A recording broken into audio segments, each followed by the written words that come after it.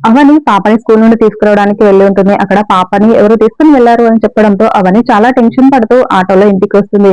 "అత్తయ్య, అత్తయ్య" అని లోపలికొస్తూ పిలుస్తూ ఉంటే పార్వతి బయటకొస్తుంది. "ఏంటమ్మా అవని" అని అడుగుతూ ఉంటే, "అత్తయ్య, ఆరాధ్య ఇంటికి వచ్చిందా?" అని అడుగుతూ ఉంటే, "అదేంటమ్మా నువ్వే కదా ఆరాధ్యని తీసుకురావడానికి స్కూల్‌కి వెళ్ళావు. నన్నడుగుతావేంటి?" అని పార్వతి అంటూ ఉంటే, "అది కాదత్తయ్య, స్కూల్ నుండి ఎవరో తీసుకువెళ్లారని చెప్పారత్తయ్య. ఇంటికే వచ్చిందా? మనవాళ్ళెవరైనా తీసుకొచ్చారా అని నేను అడుగుతున్నాను" అని అవన్నీ చాలా టెన్షన్ పడుతూ ఉంటే అప్పుడే అమ్మా అంటూ ఆరాధ్య కార్ దిగి లోపలికి వస్తూ ఉంటుంది. ఏంటి ఆరాధ్య, ఎవరు తీసుకొచ్చారు నిన్ను, ఎక్కడికి వెళ్ళావు అని అవన్నీ అడుగుతూ ఉంటే నేనే తీసుకొచ్చాను అని చక్రధర్ చెప్తూ ఉంటాడు. అవునమ్మా, తాతయ్యే నన్ను బయటికి తీసుకొని వెళ్లి బొమ్మలన్నీ కొనిచ్చి తీసుకొచ్చారు అని ఆరాధ్య చాలా సంతోషంగా చెప్తూ ఉంటే, అవునమ్మా, ఈ తాతయ్యే ఆ బొమ్మలన్నీ కొనిచ్చాడు. ఆరాధ్య నన్ను ప్రేమగా తాతయ్య అని పిలుస్తూ ఉంటే నేను ఎలా ఊరుకోగలను అని చక్రధర్ బొమ్మలన్నీ చూపిస్తూ సంతోషంగా చూపిస్తూ ఉంటాడు.